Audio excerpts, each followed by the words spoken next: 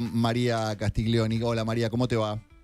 Hola, Horacio, ¿cómo estás? Bien, muy bien, todo bien, por suerte. Bueno, escuchamos una cosa, vamos a hablar de números. Hablamos un poquito de números.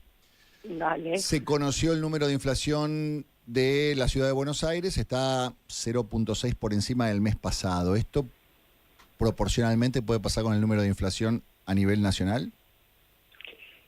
Mira, no, a ver, hay una diferencia en la ciudad de Buenos Aires.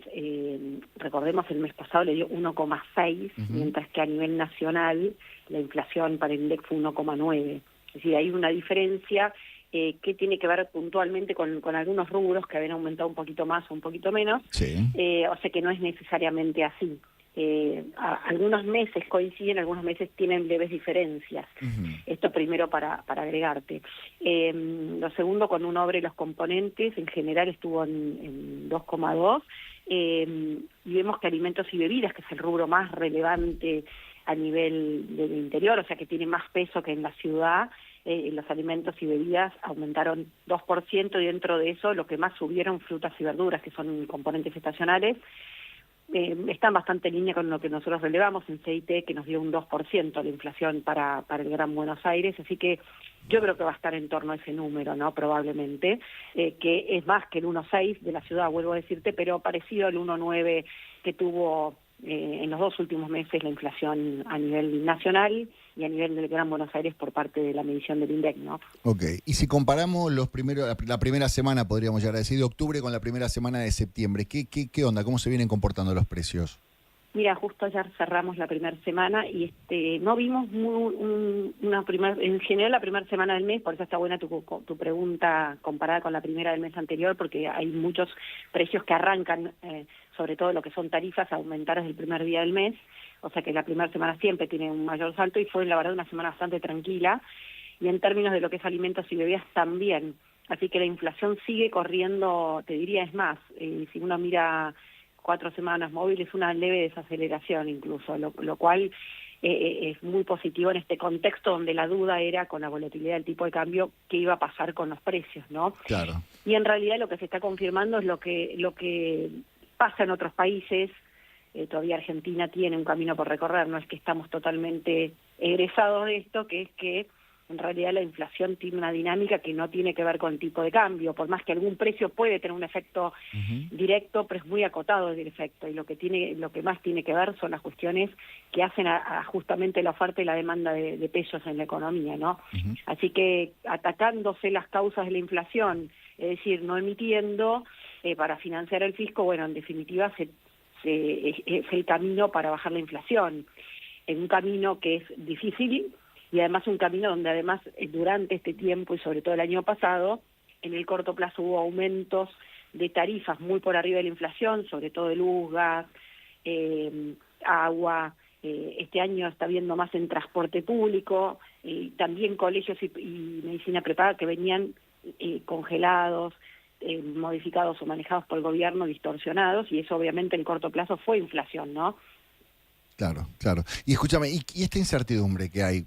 ¿Llegó para quedarse un rato más? ¿Se termina la incertidumbre con la incertidumbre electoral? El día que terminen de contar todos los votos, al día siguiente más o menos se van a acomodar los números para arriba, para abajo, o se mantienen y después vuelve cierta estabilidad, o no, o es el principio de una inestabilidad. ¿Y qué puede cortar la inestabilidad? Bueno, es una pregunta amplia, te diría. Lo primero, yo creo que obviamente hasta las elecciones hay una ansiedad muy grande, sobre todo porque las encuestas vienen en general fallando bastante, entonces es muy difícil saber qué es lo que va a pasar, y obviamente eso genera ansiedad. Y la ansiedad es, por un lado, no solo para ver el respaldo directo al gobierno, hay que ver cómo se hace esa lectura, pues son elecciones locales, legislativas, digamos, en cada provincia hay distintos armados, sino también qué peso tiene sobre todo el kirchnerismo, que es el que se opone sistemáticamente, o sea, opuesto junto con la izquierda a todo lo que es el lineamiento general del gobierno, no solo en alguna cuestión particular, donde la oposición que el año pasado estaba alineada con el gobierno, este año, en los últimos meses, buena parte viene también votando en contra, pero yo creo que eso es más una cuestión más de corto plazo que de largo, probablemente, pero nada está dicho. Entonces, Obviamente que hay una incertidumbre hasta las elecciones, también ver cómo va a quedar compuesto el Congreso a partir del 10 de diciembre, esto es muy importante. Si el gobierno logra tener, junto con el PRO, que es su aliado, más los que hoy estén aliados, el tercio en diputados y en el Senado, ese es el gran signo de pregunta, sobre todo en el Senado, donde el kirchnerismo tiene enorme peso, cómo queda compuesto, digamos, porque esto va a marcar las chances que tiene no solo el gobierno de defender algunas cosas que haya hecho, sino también de avanzar con leyes, donde ahí el punto de partida es cuánto peso propio tiene, pero después cuántos aliados podría tener eventualmente. Pero además, le sumo otra cosa, cómo el presidente, que reconoció errores políticos, retoma los acuerdos, esa etapa acuerdista, ¿no? Los consensos para discutir las reformas que Argentina necesita urgentemente, como la reforma tributaria, la reforma laboral, algunas otras medidas para avanzar con todo lo que es ordenar la economía para que siga o retome el sendero de crecimiento, ¿no? La normalización.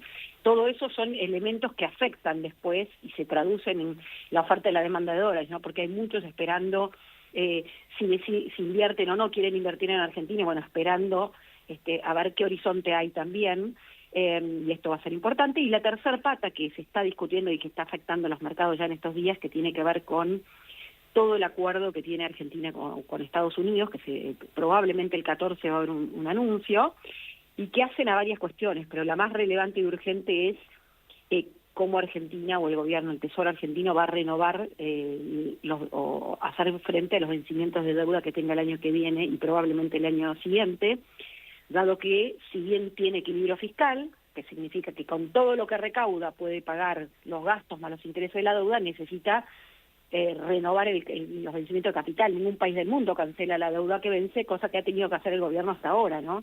Así que creo que esa pata va a ser también muy importante para darle un contexto y ver cómo es en definitiva el detalle de ese acuerdo y cuánta confianza genera en ese sentido.